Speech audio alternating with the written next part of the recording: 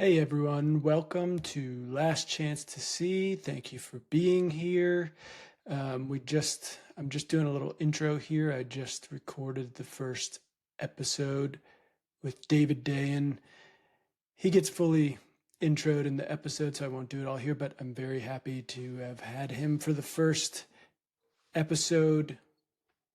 Super stoked he did it. He's one of my favorite journalists. We get into kind of everything you need to know about the government shutdown and kind of why the mainstream narrative is getting a lot of it wrong. And I think people are going to find it a very interesting conversation. I think the real story about the shutdown is something everyone should know about. But yeah, before we get into it, I mostly want to say thanks for coming in and watching or listening, however you're doing it. This has been a long time coming. There's just been a lot to get this up and going. So I'm excited to finally launch.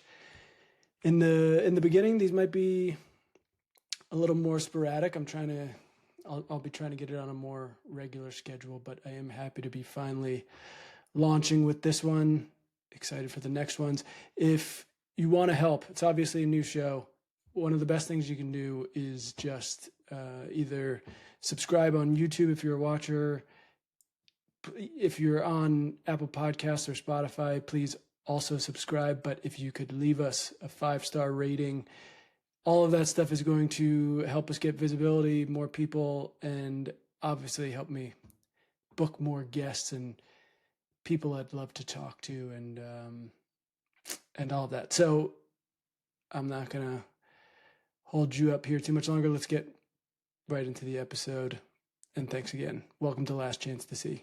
Please welcome to the show. Please welcome to Last Chance to See David Dayen. If you don't know him, you should. He's executive editor at The American Prospect, co-host of a great podcast called Organized Money, author of at least two books, two that I've read, Monopolized and Chain Right of there. Title. There. Oh, great. He's got them right in the background, which you should definitely check out. They're all great. So thank you for coming on the show, David. Yeah, thanks for having me, Emil. There's obviously so much we could be talking about right now. It's a crazy time. So much so that, I want to focus on a lot on the government shutdown today. And if we have time, we'll try to get to some other things at the end. But before this, I weirdly Googled, is the government shutdown still happening? Just because I had this weird moment of, this one just feels strange because there's, I've lived through other government shutdowns and it feels like there's often wall-to-wall coverage, and it's the story. This is obviously unique in the sense that, there's been a government shutdown, but I'm watching the news going, oh, Jesus, they're trying to gut the Voting Rights Act. They're, sending thugs to another city. We have another trade deal, a handshake trade deal that's falling apart, and we're all just flying by the seat of our pants. So it's, but we are indeed still in a government shutdown, at least at the time of recording this. In fact, I believe either yesterday or today, we've maybe become the second longest government shutdown. I think we're close to breaking some records. Yeah, and the last one was under Trump as well. It was 35 days at the end of 2018, beginning of 2019. So, yeah, we are moving rapidly toward the longest shutdown in American history. And as you correctly perceived, because everyone has the attention span of a gnat because of what the president has been incurring, the wrath that he has been perpetuating on the public. Nobody has any sense of grasping onto the big story. This is a problem for Democrats, right? Because their whole thing is that, well, when people see the real consequences of particularly in the healthcare space, but just the consequences of a shutdown, if they blame Republicans for it, which narrowly in the polls they show that the public is, then they will bear the brunt of the political consequences and return to the negotiating table and come up with a solution. Now, Trump has, as part of his strategy, tried to make the public believe that there isn't a shutdown going on. I mean, that's a concerted strategy on the part of the president. He has gotten the troops paid. He is seeking ways to get air traffic controllers paid. He's kept the national parks open. He is trying as much as possible to prevent any kind of consequences that people would actually see and feel, other than the federal workers in Washington, 750,000 of whom have been furloughed, others who are working without pay. Right, he's getting creative with some budgetary tricks to make it appear Illegal. I mean, creative is one right. way you can talk about it, but he's actually illegally moving money around, and that's kind of the whole point of the shutdown, even though it's been kind of muted, is that how do you make a deal with someone who won't honor your deal? So he's just like moving money around, which obviously the Constitution affords the power of the purse to Congress under Article 1. And yet he has spent the last 9 months of this administration breaking those rules. And now he's saying, oh, but give me the power to continue spending in the ways that only I get to dictate. So how do you even trust a piece of paper that says you're supposed to spend this much money here and this much money there if you're just going to break that willy-nilly? And that's what makes it hard to come to a resolution on this shutdown. It's why it's so long.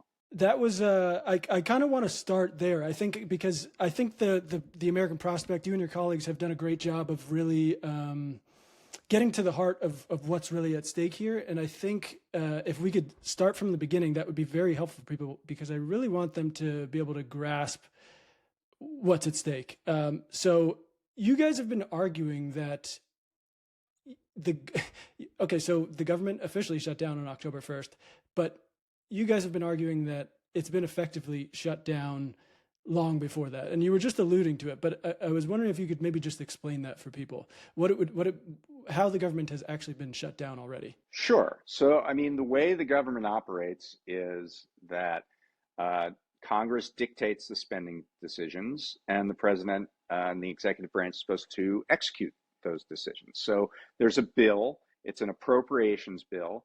It lays out, here are all the federal agencies, and here's how much money they're going to get. And even within that, here's how much money they're going to get to do X. Here's how much money they're going to get to do Y and Z and Q. It's very regimented. And that's how appropriations work. They really dictate the specifics of how much money goes to what purpose. And here we have a president who barges in on January 20th.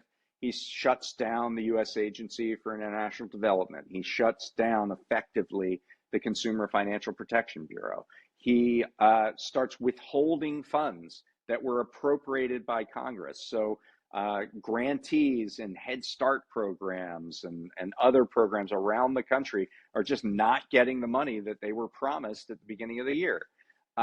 It's something, according to Democrats, it's $400 billion that has been withheld throughout the course of the year. That is half of non-defense discretionary spending. That's like half of that part of the budget that's just been withheld. And none of this is particularly legal, although what you say is legal and or not is kind of a metaphysical question in the age of a Supreme Court that's just rubber stamping everything Trump does.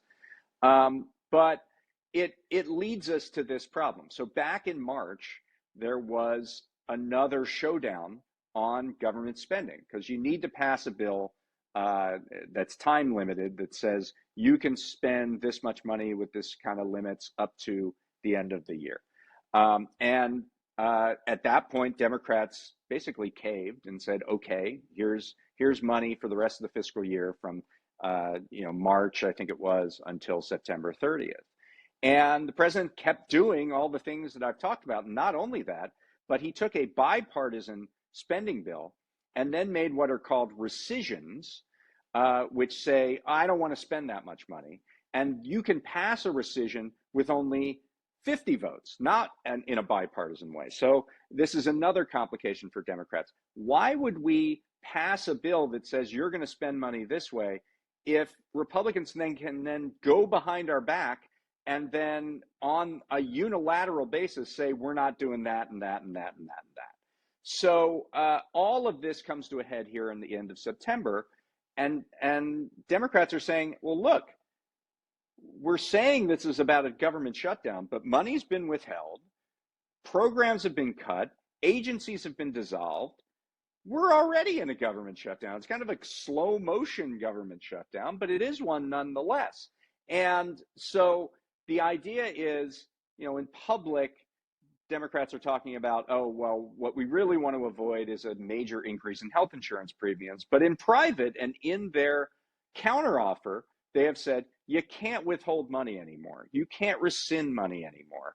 Yeah, if we're going to send you a piece of paper that says spend this money, you have to spend it. And that's really at the heart of the shutdown. And because that's been kind of in private and that hasn't really been articulated publicly too much, it makes it very hard to come up with a resolution. Right. Yeah. And just to highlight some of these things, this is from the American Prospect. 12% of the federal workforce has been let go. You have, I love this. This is from, I believe, one of your articles. The White House withheld urgently needed infrastructure funding from a state that didn't vote for him for president, unilaterally cut energy grants appropriated by Congress because they don't meet with the president's views. It fired workers deemed superfluous, kept in operation what it likes, and took out of operation what it doesn't like. And this was all before the October 1st shutdown. Right. You basically have the president just solidifying this all-powerful executive power and using his little... And to be clear, this was a conscious decision on the part of not only the president, but Russ Vought, who's the director of the Office of Management and Budget, and who was an architect of Project 2025. And during his years in exile outside of the federal government, he basically came up with a strategy to centralize the power of spending within the federal government, within the executive. And so this has been his project for many, many years. And, going back to, and we had a piece about this at the Prospect recently, going back to like the English Civil War, the reason that came to a head is because the king started spending money without the direction of Parliament, and that was seen as usurping the power of the government, and it led to the king being beheaded. So this is how many centuries we're talking about of history, of the idea that you can't have one person unilaterally determining who gets a grant and who doesn't, who is surviving in the government and who is not. I read that piece. It freaked me out a little bit.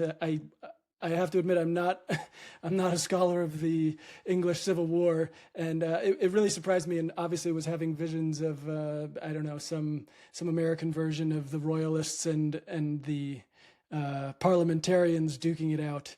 I mean, put that aside, but we're really having that argument. I mean, this is about Congress as an institution against the president. It doesn't feel that way because Republicans who control Congress have basically abdicated the responsibility of their own institution. They have made their own institution irrelevant by giving a pass to Trump over and over again, saying, maybe like sternly, like, "Ooh, I'm really upset about, the fact that you've taken the power of the purse away from me," but functionally doing nothing to prevent the president from operating on his own whims. And I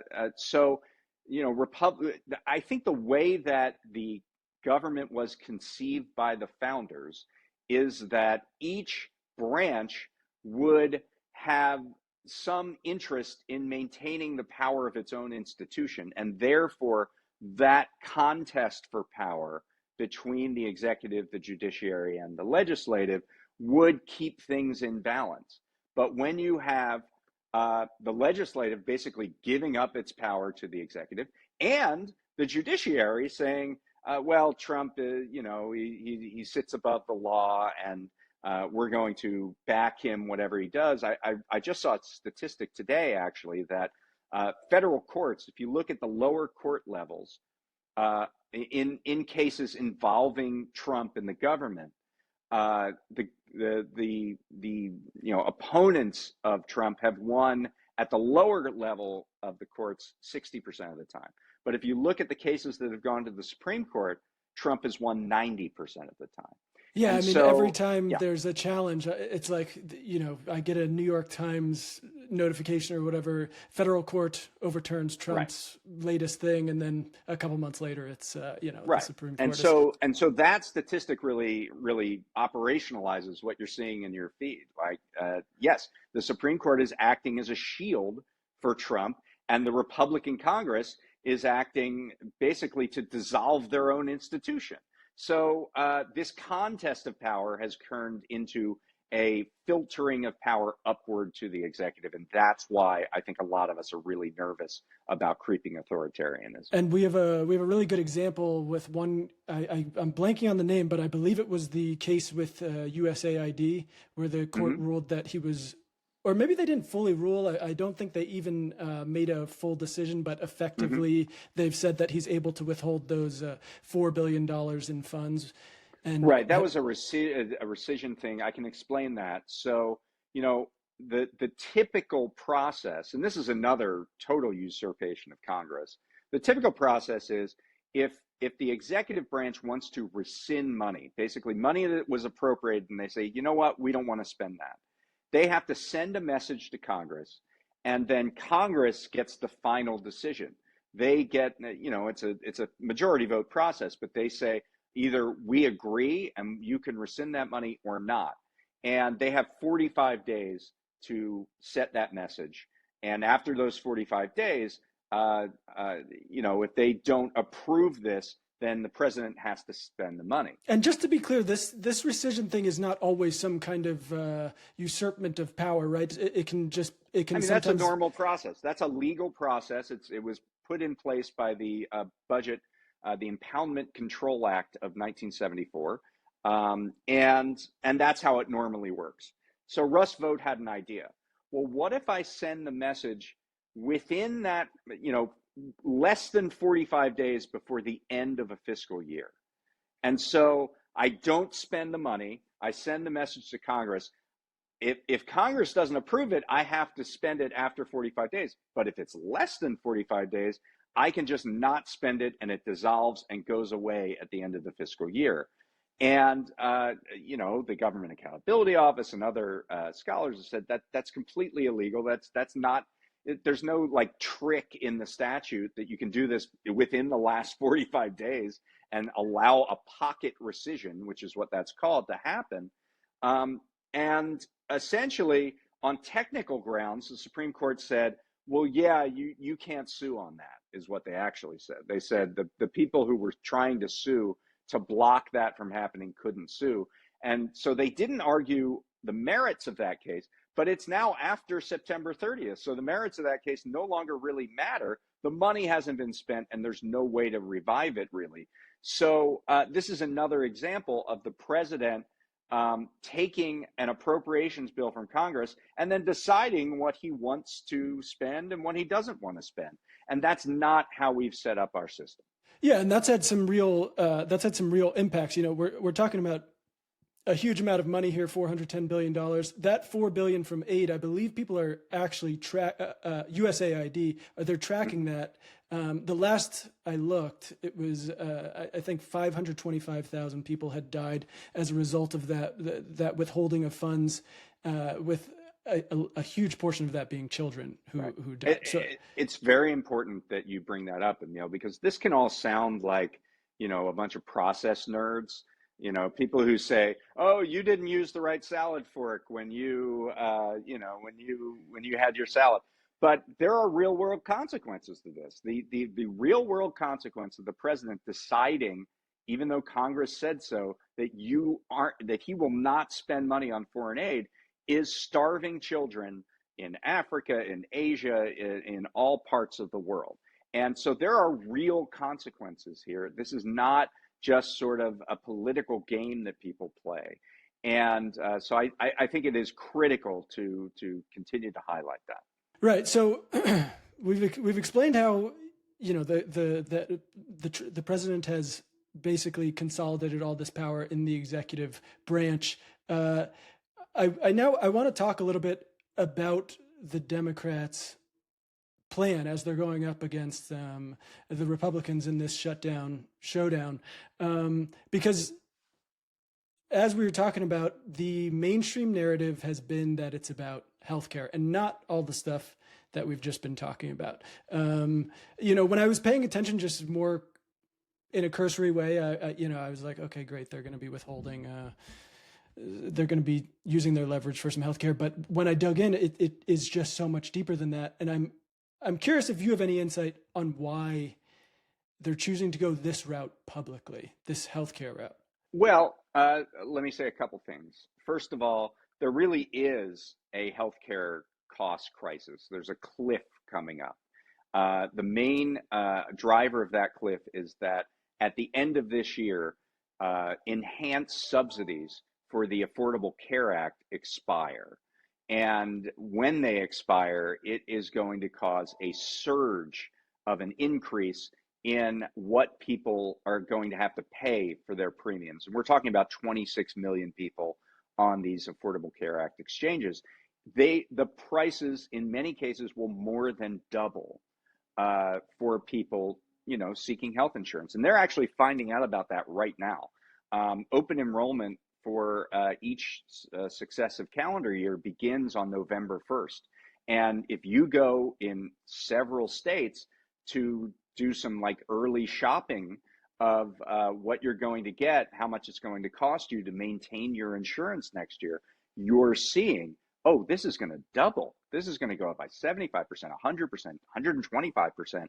I don't know if I can afford this. In fact, the Congressional Budget Office has said 4 million people are going to lose their health care as a result of not extending these subsidies. So that's a potent issue politically, right? And Democrats, I think, perceive that they are much more trusted on healthcare than practically any other issue that comes up politically. And so if they put healthcare out in front, it gets people talking about this, gets people thinking about this, and it puts Republicans in a tough position because they actually don't want to extend these subsidies. It's part of Obamacare. They don't like Obamacare. They don't want to continue to prop it up. They don't want to. They generally are opposed to spending public money on healthcare and things like this, and so it puts them in a very difficult position. And I think that position is leading to a lot of Republicans talking about extending these subsidies. Even Marjorie Taylor Greene is saying, I support extending these subsidies. Several frontline Republicans have put out letters saying we have to do something about these subsidies. So, there's a logic to it that they're coming up, that they're basing it on healthcare. And just to be clear, they're not trying to use this leverage for a further expansion of healthcare benefits. They're trying to restore benefits that were taken away. In this case, yes, and at a secondary level, also reverse the cuts that were in the big beautiful bill that cut Medicaid by close to $1 trillion, and that's going to lead to other millions of people who are going to lose their insurance. That's more down the road. And so the near-term problem is this Affordable Care Act exchange subsidy issue. And so that's why I think they're focusing on that, because there's a deadline that's fast approaching. And so, as you've pointed out, there's actually in some of these proposals to refund the government and get this shutdown over with, there's actually a lot more than just some healthcare proposals. There's which I don't know if this is a term you guys created or if this is what other people are calling it, a kind of no kings agenda. Yeah, I kind of coined that term, like a no kings budget, to stop all the rescissions, to stop all the impoundments, to stop the withholding of funds, and to say that, hey, we matter in Congress, we're elected, and this is what our constituents sent us here to do, and you can't just ignore us. But that has been sort of a background conversation. And it makes it difficult because, okay, let's say hypothetically Democrats win this fight and Republicans say, okay, fine, you win. We will extend those healthcare subsidies if you reopen the government. And Democrats say, great, let's do that. And they pass the bill.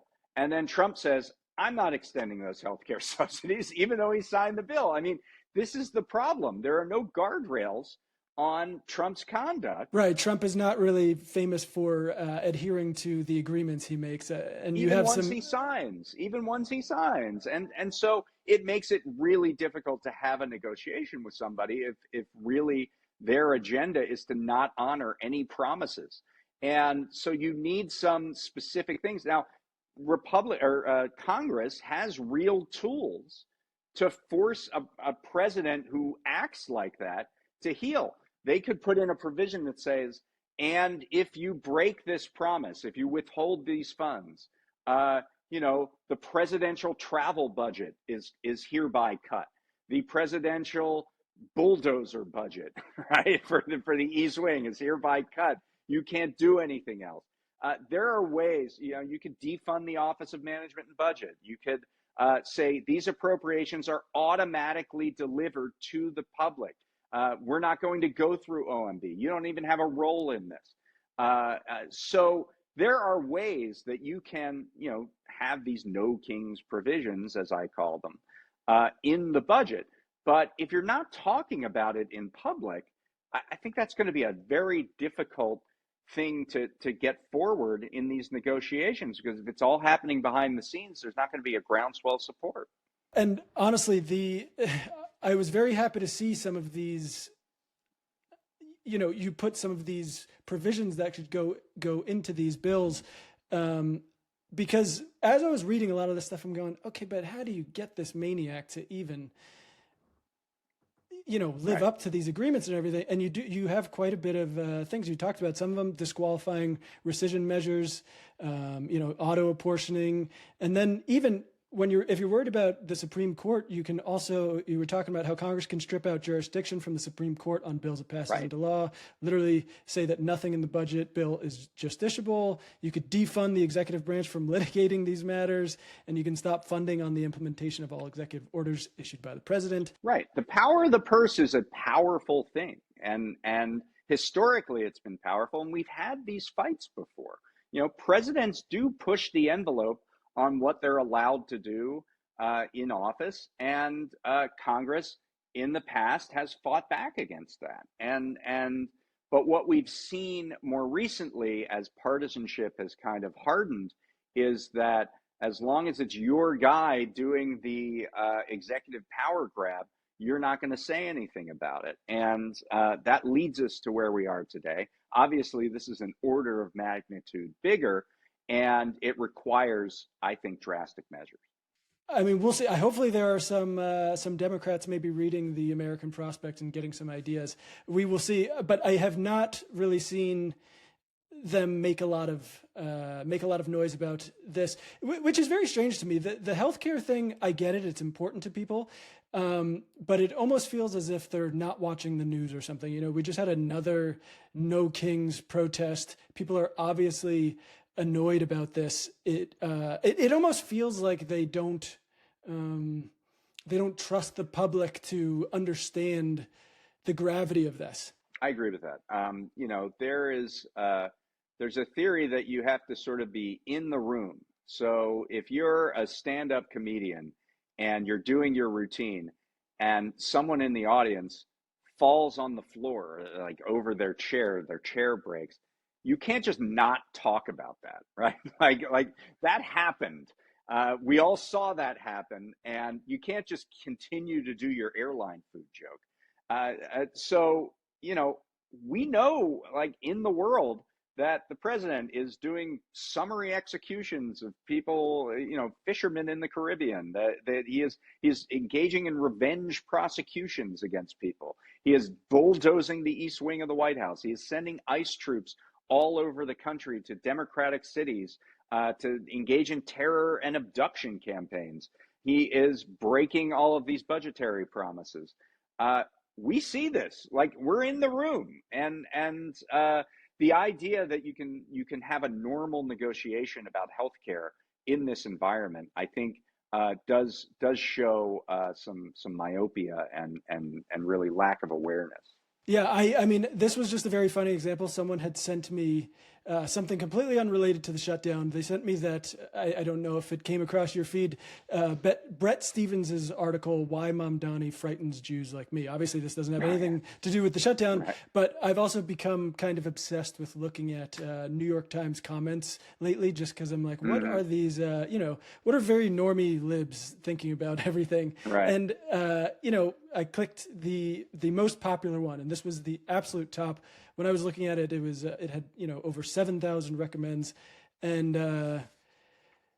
this is Deirdre from New Jersey. Her response was, you know who frightens me? Cowardly elected Republicans who allow our president to break every law and every norm, fire our most experienced civil workers, and destroy our White House as he grifts off us, pays no taxes, and declares Americans who didn't vote for him enemy combatants. She keeps going on, but I was just like, wow, even on Right. on this Yeah, sign very her difficult. up to get her in front of a podium. It's true, and I mean, I think the real fault line in American politics right now on the left is between people who give a damn enough to fight for their democracy and people who don't.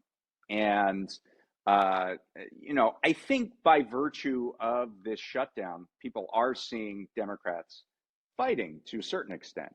But I think there is room for improvement there. And I think that, talking about those kinds of issues and setting your policy towards those kinds of issues makes a lot of sense right now.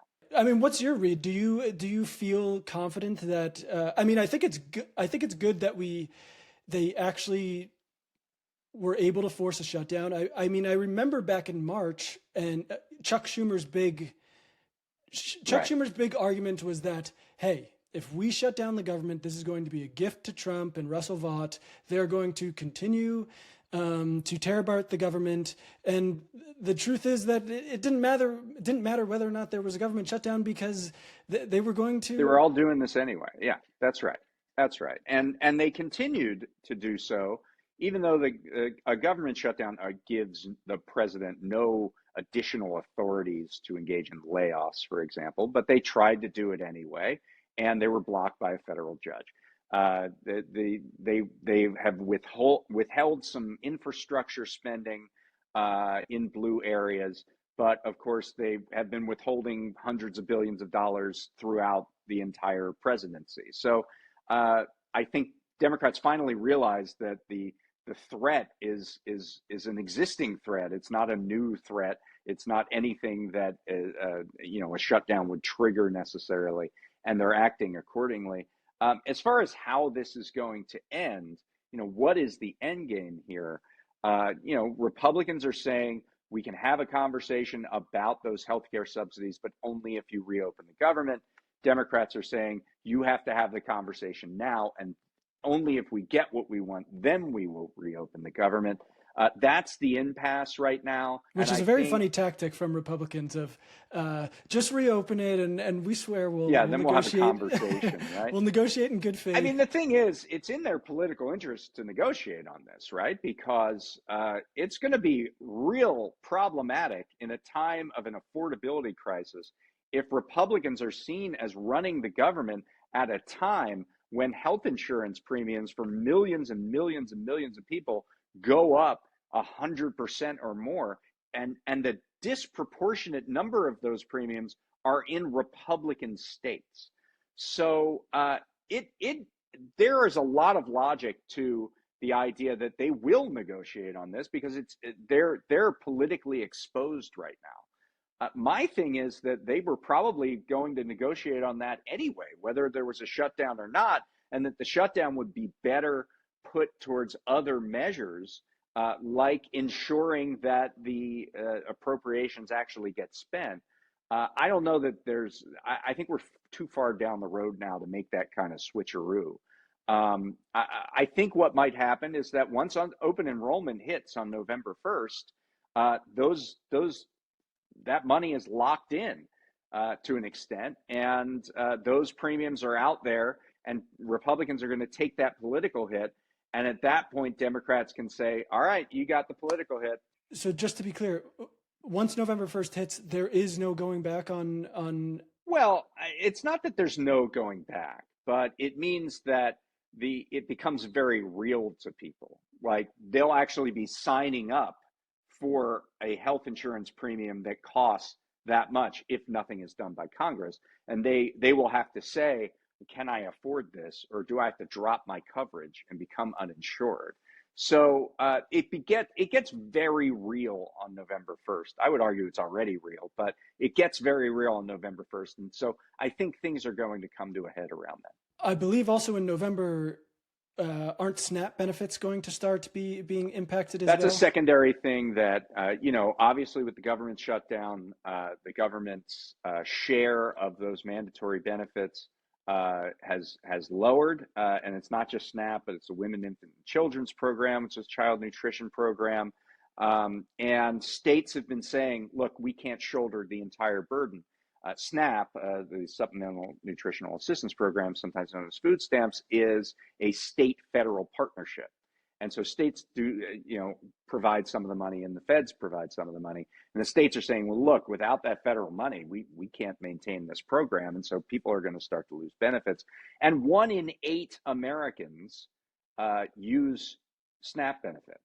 So that's another cliff that is happening right around November 1. So, do you think that kind of thing hurts or helps Democrats? I mean, I feel like as people, I feel like as people lose those kinds of benefits, I worry that that's when Democrats are going to start to buckle on this kind of thing and just want to get a Potentially. deal. I mean, it will be interesting to see. I think Republicans will say, see, this is because of the Democratic shutdown, and Democrats will say this is because of the Republican shutdown. And right now, there's no real push from anybody to give up their partisan position. Now, what might happen in that November 1st period is you get a gang in the Senate that says, okay, enough, we have to deal. And it's Republicans breaking with their leadership and Democrats breaking with their leadership and coming up with a solution. I think that's possible. I think what is clear is that Trump and the Republicans have been trying to avoid showing people the consequences of this shutdown. Now, they wouldn't be doing that if they thought it was to their political advantage to have consequences out there. And the thing is, after November 1st, those consequences are going to be laid bare for everyone to see. And so if you follow this logic, that's going to be a problem for Republicans more than a problem for Democrats. My big concern is, I mean, and maybe I'm wrong about this. My big concern is that we'll end up with some kind of agreement where the Democrats will get to they'll get to call it a victory because they'll make a deal with this healthcare stuff, and they won't get what they're looking for in this No Kings agenda, or they'll get some very watered down version that's not going to actually constrain Trump. I think that's probably where we're headed. I mean, I have to be very honest with you, like because they have not foregrounded that stuff as part of the debate. I don't think they're going to get much of it. And and then Trump would threaten to veto it anyway if it's any kind of check on his own power. And we certainly don't have enough Republicans who are willing to go against Trump to maintain that. So I think what I worry about is that they get a guarantee for a vote, or they get a guarantee for a negotiation, and then the negotiation falters, or the vote just loses. And what did you get out of this? So it's a tricky situation for Democrats. It's a difficult situation for Republicans because what this has done, if nothing else, it's raised the salience of healthcare, and it's put the blame on anything that's happening in the healthcare system on Donald Trump. I mean, Donald Trump is acting like a dictator. So anything that goes bad in the country, it's going to be hard for him to blame Democrats for it when they don't control anything in the government, and when Donald Trump is acting like a king. So all of the bad things, whether it's on affordability or whether it's on healthcare specifically, they're going to rebound back on him. And you know, this is probably why the Trump administration is engaged in a project to try to gerrymander as many Republican states as possible, because he doesn't feel like in a normal circumstance facing accountability that he's going to be successful. I don't know if Democrats have the stomach for it in general. It's funny. I was listening to a little bit of Organized Money when you guys were at the I believe it was the Anti-Monopoly Summit, and this is not a dig on the guy. I just it just kind of, you were talking to the senator from Connecticut, Chris Murphy, and it and I'm sure it was just a turn of phrase, but you guys were asking him about the shutdown, and he was saying that he wouldn't vote for anything that didn't, and he used the term slow down Trump's authoritarian slide, and it just was like, I wish we could have some more forceful fighters in Congress. And the guy you're talking about is probably one of the most forceful. So I I mean know, I know. That's that kind of tells you something, doesn't it? So um, yeah, I mean, as I said, I think this is the fault line in Democratic politics, and I think it's why you're seeing a lot of primary challenges throughout the country, because there's a sense in the country that this crop of Democrats just doesn't have the fortitude to deal with the crisis that we're in right now, and they want to see people who are much stronger on these points. And so, you know, I think we're going to see a large new contingent of Democrats, you know, in the 2026 elections for this reason. Yeah, that's a good point too. The I've gotten in trouble for this in the past, but I've said that obviously I hate the things that Trump is doing with this, but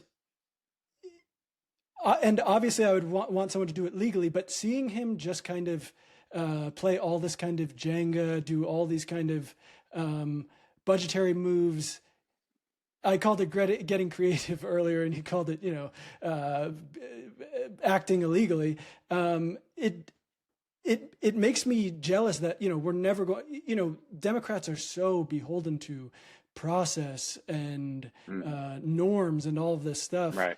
Uh, you know, you've written about how recently I believe they got rid of the parliamentarian who was holding up things That was a things while for the ago, but yeah. things for the Democrats, and that's just never going to happen for us. And so, yeah, I do hope there is a huge push in. Well, look, I mean, there's one thing that Republicans could do that would actually, I think, in the long term, be healthy for the democracy, even if in the short term it would be a problem, which is Republicans control the House and the Senate. So some people might be thinking, well, why can't they reopen the government? And the reason is this thing called the filibuster, right? The Senate, basically anything legislatively, you need 60 votes to do, and that means Democrats have a say, and they're using that point of leverage to try to get some changes in. Um, if Republicans really wanted to, they have every ability to change that threshold to a simple majority vote and then pass a budget however they want. Is that because they And can just change congressional rules with a simple majority? 100%. And they've, in fact, done it on several occasions during this session of Congress. So they had a problem with Democrats slowing up the appointments of executive branch nominees. And so they made a rule change that you can bulk confirm appointees. So you can confirm 100 appointees with one vote, and that speeds up the process, for example. And they made that rule change with 50 votes. They call it the nuclear option. They made that change with 50 votes, and they could do the same thing on the filibuster. And I would argue that over the long term, that would align our democracy with the idea that majority rules, which I don't think is a bad thing. And right now, we have a situation where because there are these workarounds to the filibuster, like what we saw in the big, beautiful bill, spending cuts and budget cuts and tax cuts can all be done by majority vote. But the kind of things that Democrats want to do, like protect the woman's right to choose, or change voting rights laws, or anything that's not budgetary related, you need 60 votes. So Republicans kind of do everything they want to do in government with 50, and Democrats need 60 for a lot of things in the Senate. I also think that it's just really it just saps energy when presidential candidates go out and say we're going to do this and this and this and this on the Democratic side, and then they get into office and say, well, we can't do that because we have the filibuster, we need 60 votes. And it's just, the idea that you can make these promises when you have nothing to say about the filibuster it's debilitating to and alienating to democracy. And so I think getting rid of the filibuster would be a very positive step. And, I haven't seen many Democrats loudly saying it, but they should be saying, hey, Republicans, you control the government. Go do your worst. Go, open the government yourself.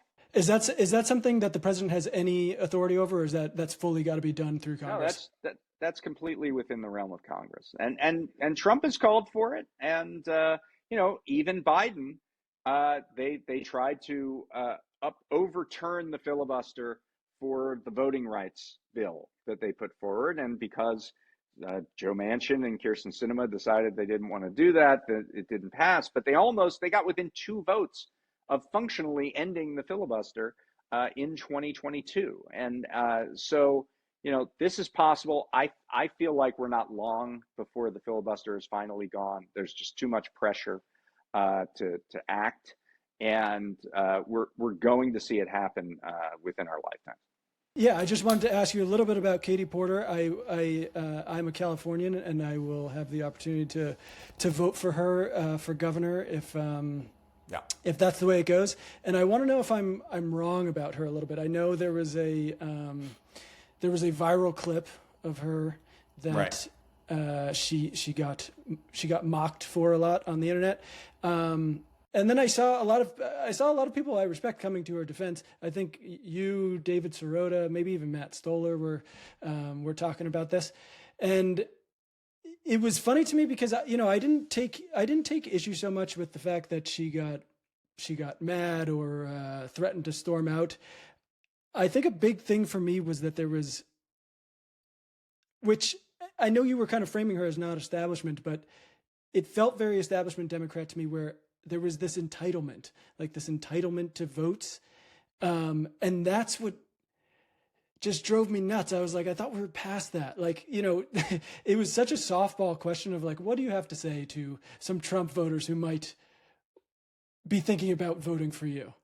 Yeah, I agree. I don't think it was a particularly good moment. And I think what was, then there was this pile on of old videos that started coming out. And there have been reports, and I know them, I know people who have been personally involved in this, of her being just kind of a crappy boss. And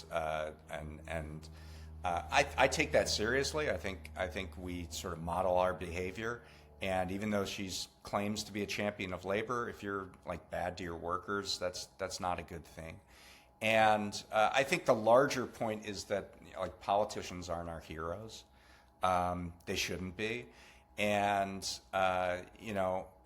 there's no indispensable man or indispensable woman in politics. If someone is right on all your issues, agrees with you on all these things, but they have some sort of skeleton like that in the closet that might be, particularly if it might be difficult politically, I think that you can always find somebody else.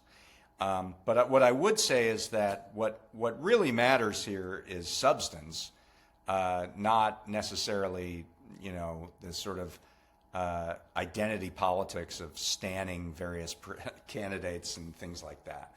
I'm struck by the fact that as recently as 2 years ago, you would see practically every elected Democrat say that not only that they support Israel's right to exist, but that they support Israel's actions in Gaza, that they support the continued moving of military weaponry and aid to Israel because they are our, one ally in the region, etc.